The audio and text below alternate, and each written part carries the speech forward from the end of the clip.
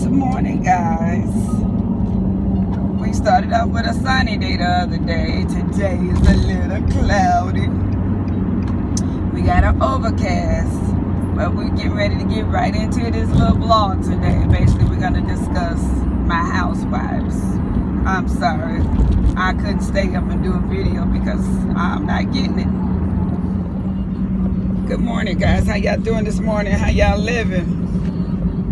Good morning, good morning. I say I did some curls. I can fluff this out while we're on camera.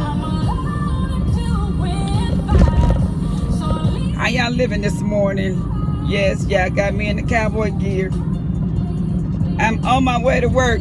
I'm on my way to rise and grind. And I'm not on the pole.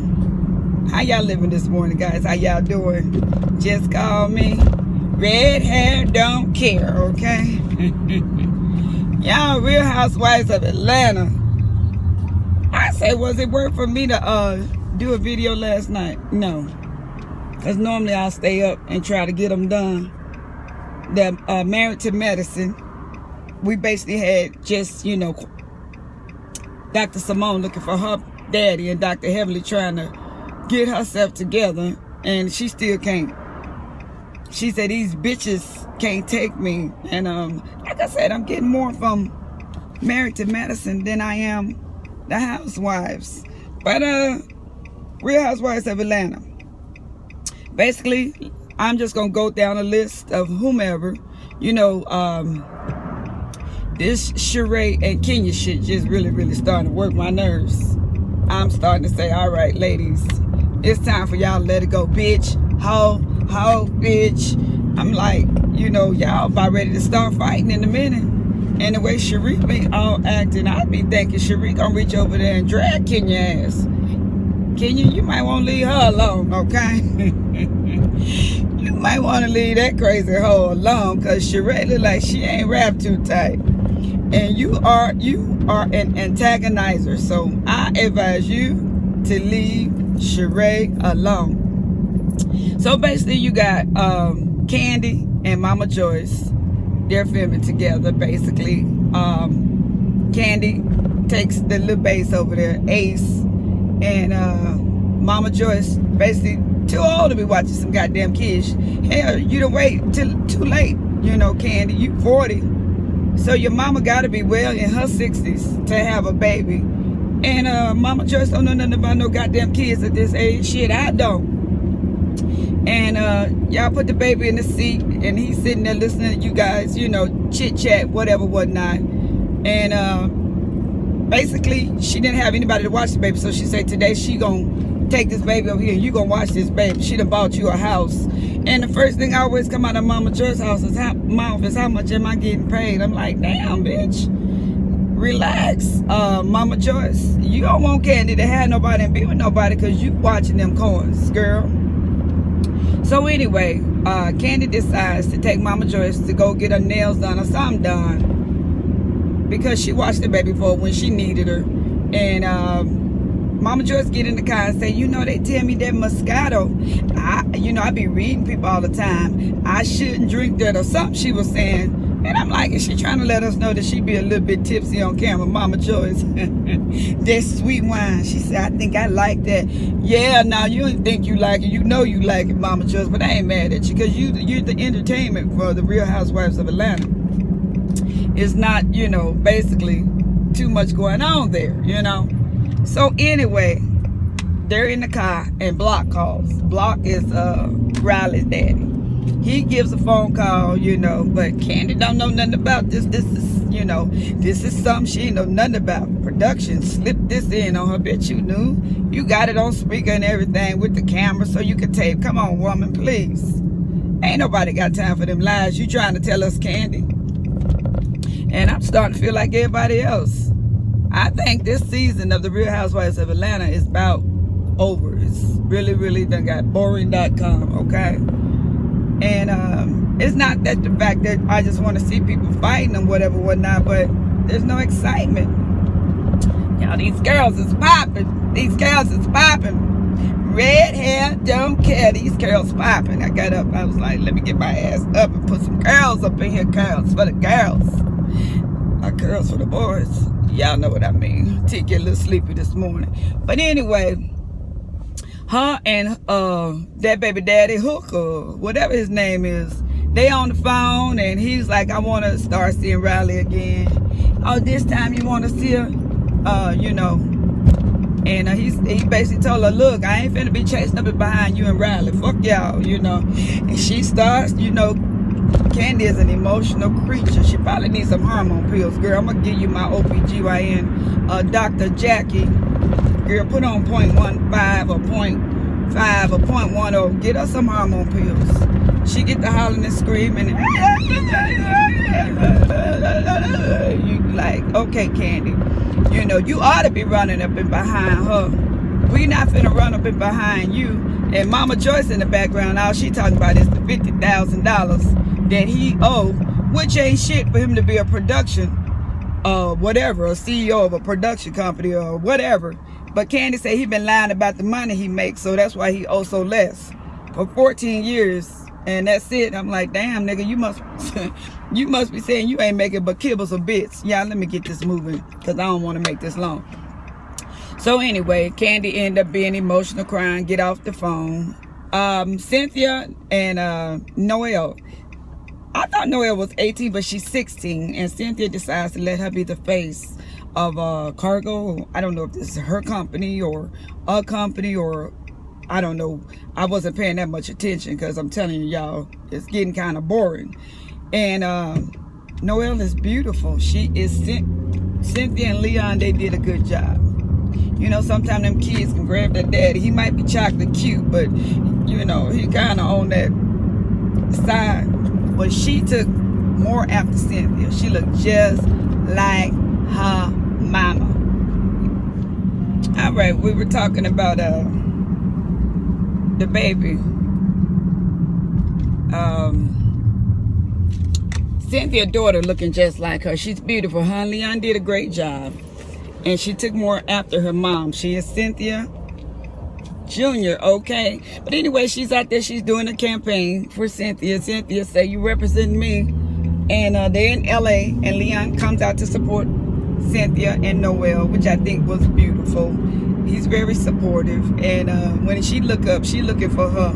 She over there sitting down talking about her feet hurt. Playing on her phone.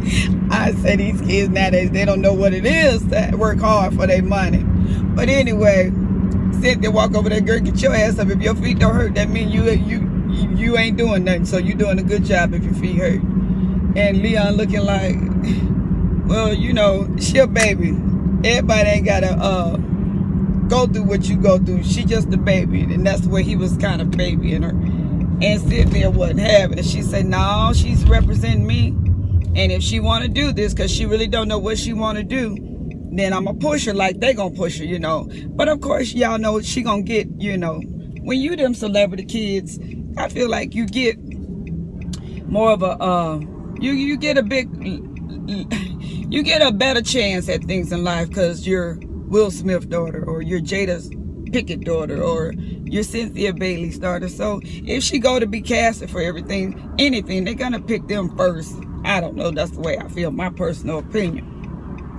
So anyway, at the end, Leon and Cynthia sitting there talking, and he's consoling her because he asks her how's the marriage, and then she lets him know that she's going ahead to file for a divorce. And he just looked at her like, you know, he didn't say nothing, like, you know. And she was like, I done put a lot in this. And then they showed previews of how bad it had been and how everybody was against her and Peter. And Cynthia said something that's very true. She said, I was so busy trying to make it work, I wasn't paying attention to the relationship. She said everybody was against us, so I just wanted everybody to see that we were okay. And that's what be wrong with us in these relationships, y'all. I've done that. It'd be the worst relationship in the world, but we stay in it just to prove a point to people that we can make it work. And why? I don't know. But never again in life. If I'm unhappy, I'm gone. I'm out of there. Peace in the Middle East, you know. And like I say, when you have children and you have certain situations, there may be a reason why you may be you know, putting up with whatever you're going through. But anyway, let me get off of Miss Tiki's soapbox. Anyway, Phaedra decides to do a little get together because she want to do a campaign or give back with the Flint, Michigan, the water, you know, situation that's going over in Flint. So she meets with Kenya. Her and Kenya have a nice little sit down, even though they shading each other back and forth. You know, these two, they want to get along for the camera, but I guess any chance they get, they gonna go for each other's throat. And basically Phaedra want the whole crew to get together and do it.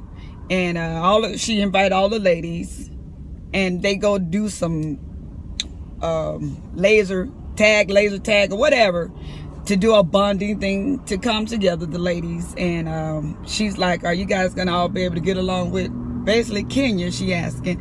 And Sheree like, yeah, but in laser tag, every time you look up, I'ma be there. And they show the laser tag, every time you turn around, Sheree was on her ass shooting her.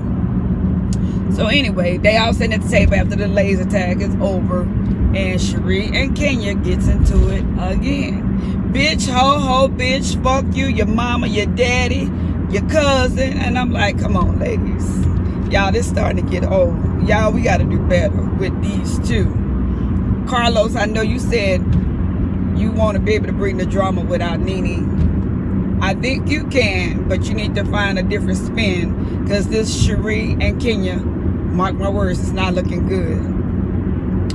It's not looking good, because these two hoes gonna end up knocking each other down. They're gonna end up fighting, and that is not gonna be good. But anyway, you know, they have a sit down and they start going at it again. And I'm like, oh my God, is this what this show is gonna be? The Kenya and Sheree show? Let me see. Basically with Portia, did we have anything going on with Portia? If we did, y'all, I missed it. Hit me down in the comments. Portia really ain't got no storyline. They say her and this boyfriend situation may be fake. They want to be freaking frack. Portia, I need for you to get to get Phaedra, because you work out. Oh, get her and take her to the gym with you. The part when they were sitting there arguing, y'all almost missed the best part. When they sitting there and they going back and forth with each other. And Kenya and Sheree going back and forth. Oh, they shading each other. Kenya say, you and them old tired ass Mama Joyce wigs. And Candy sitting there eating. Every time they catch Candy on camera, she's stuffing her fucking face. I say, Carlos King, you ain't shit for that. Every time you turn around, she's stuffing her face. So she got food all in her mouth, and she kind of pushed Kenya's hand, like, what you say, my mama tired ass wig. And she like, and I guess Kenya tried to turn it and explain, I didn't mean it like that. And she pushed her hand, you gonna get your hand out of my face, y'all. Candy ghetto, Candy hood, okay? And it basically was not, you know, what they played it out to be on a preview.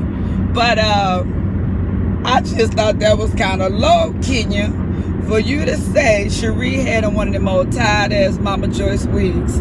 You're gonna have to pay for that at the reunion. You and Candy may get into it for that, you know. I hope not, but that wasn't cute, Kenya. That was a low blow, okay? It's okay to call her bitches and hoes and y'all to go, but don't be putting other people in y'all shit. But you guys, that's it for the Real Housewives of Atlanta. And that's my commute this morning. And you guys, y'all have a lucky day, okay? Bye-bye.